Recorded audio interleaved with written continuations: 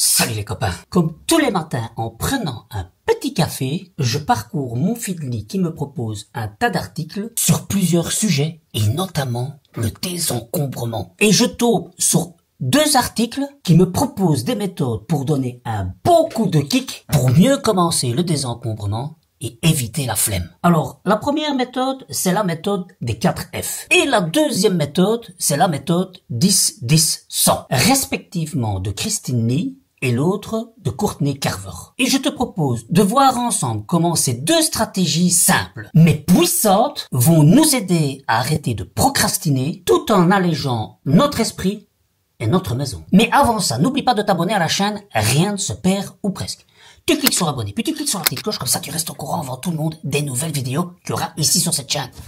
T'as saisi? Tu remets toujours les choses à demain. Tu sens que t'es bloqué avant même de commencer. Et si je te disais qu'en 10 minutes, tu peux lancer un changement concret? Alors, la méthode 4F de Christine Lee, ton GPS anti-procrastination. Alors, Christine Lee, c'est un peu le docteur de la procrastination. Psychologue clinicienne basée à New York, c'est pas près de la porte, a passé plus de 20 ans à aider des étudiants, des artistes, des entrepreneurs et bien d'autres personnes à comprendre pourquoi ils remettaient toujours les choses à plus tard. Elle est aussi la créatrice du blog Procrastination Coach et partage son savoir au travers de conférences, de formations et tout ça toujours dans la bienveillance. Elle propose une formule toute simple, les 4 F. Un peu comme les 4 roues d'un vélo d'un enfant qui te permet de même accéder facilement à la montée. Là, tu vas me dire, depuis les vélos électriques, c'est beaucoup plus facile de monter les montées. Mais par contre, j'ai pas encore vu de vélo d'enfant électrique. Donc,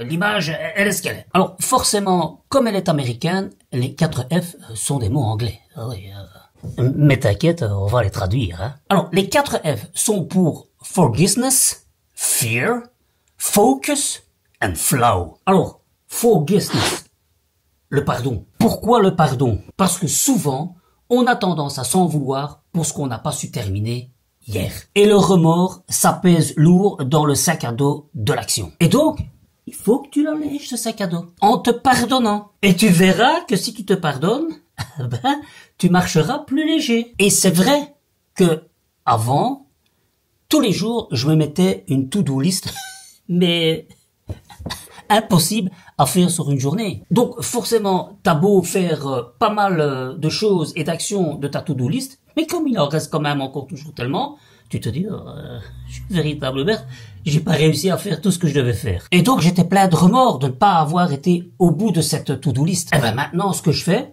j'ai toujours ma to-do list, énorme, mais je la mets dans une case à faire pour la semaine. Et forcément, comme cette case-là, je n'ouvre qu'à la fin de la semaine, je peux me mettre par jour 2-3 tâches maximum, ce qui me permet de plus facilement atteindre mes objectifs et d'avoir l'impression à la fin de la journée d'avoir bien avancé. Et quand je vais dans ma to-do list de la semaine, qui est beaucoup plus longue, même cocher les 3 que j'ai fait, ça m'apaise. Donc, peut-être une façon de te pardonner, de ne pas arriver au bout en un jour, mais peut-être te la mettre sur la semaine. Quoi qu'il en soit, si tu ne fais pas tout le jour même, c'est pas grave. Tu continues le lendemain sans avoir des remords de ne pas l'avoir fait la veille. Parce que c'est normal. Il y a des jours où on est plus actif et d'autres jours où on l'est moins. Et ça, tu dois l'accepter. Tu ne peux pas être au top du top tous les jours. C'est pas possible. Regarde les grands sportifs, moi qui suis adepte du tennis, ben même le numéro 1, il perd des matchs. T'as vu le dernier match de Sinner contre Bublik? Ouais, il a perdu, hein, Sinner. Ben, ceci dit,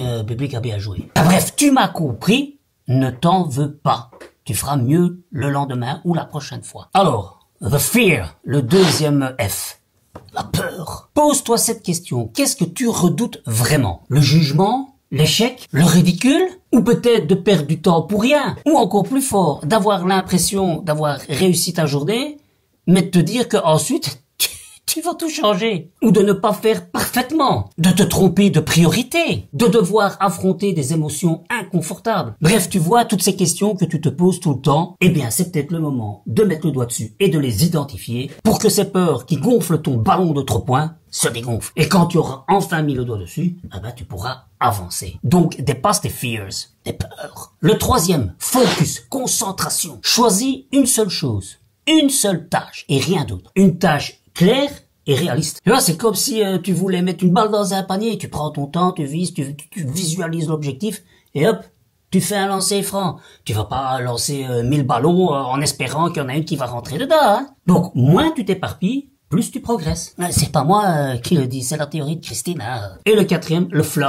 le flux. C'est quand tu es dans ta bulle, tu vois, t'es dans le flow, là, t'es dans ta bulle, tu t'occupes plus de tout ce qu'il y a autour de toi. Eh ben, t'es concentré et efficace. Et en appliquant les 3 étapes précédentes, hein, forgiveness, fear, focus, tu crées les conditions pour entrer dans cet état magique où tout s'enchaîne. D'ailleurs, si tu veux avoir une explication de ce qu'est vraiment le flow, hein, je t'invite à aller voir ici, hein, la petite vidéo que j'ai fait sur le sujet. Le défi 10-10-100 de Courtney Carver. Désordre minimal, action maximale. Alors, Courtney Carver est la célèbre fondatrice du blog Be More with Less. Après un diagnostic de sclérose en plaques en 2006, elle a décidé de simplifier radicalement sa vie. Moins de stress, moins d'objets, mais plus d'amour, de clarté, de santé. Elle est aussi l'autrice du livre Soulful Simplicity et de la méthode Projet 333. Tu sais, ce genre de garde-robe capsule minimaliste. Eh ben, ça c'est elle. Son approche est douce, accessible et profondément humain. Elle a créé ce défi pour tous ceux qui veulent alléger leur espace sans s'épuiser ni s'enfouir. Alors, la règle du jeu 10-10-100. Tu choisis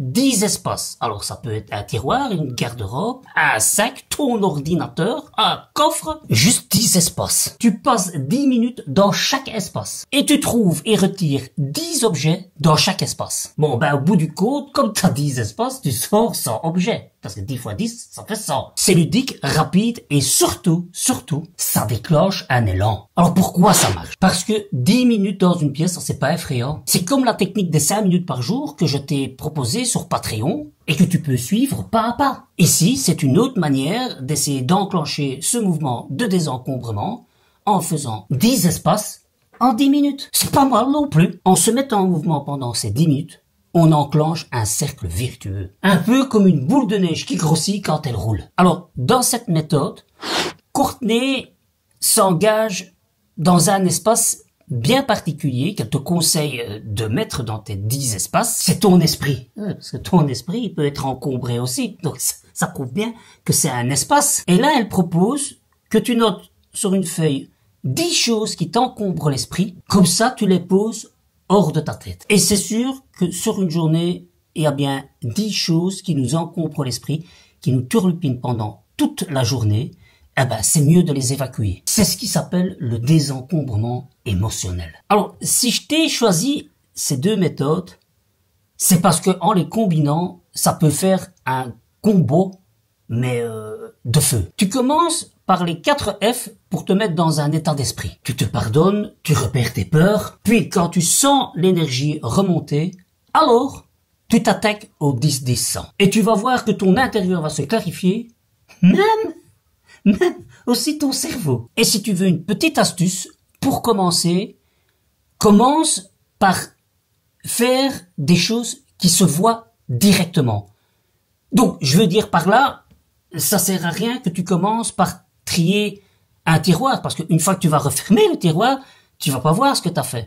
Alors, si tu dois choisir entre ta table basse de salon qui est hyper encombrée et ton tiroir de la commode de ton salon, commence par ta table. Parce que ça, tu vois direct. Le tiroir, pas. Comme je te dis, une fois qu'il est fermé, eh ben, ta table, tu la vois toujours encombrée et ton tiroir, comme il était déjà fermé avant, ben, t'as l'impression d'avoir rien fait sur ta journée. Donc, commence par un truc qui se voit.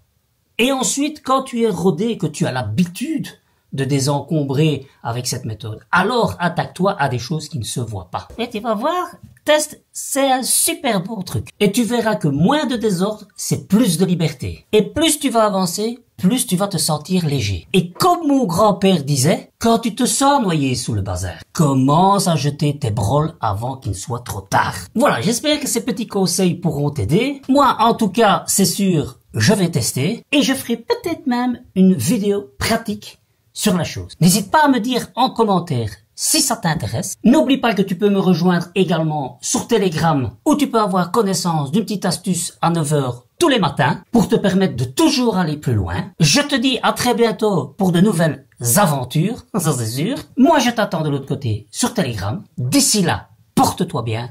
Salut les copains.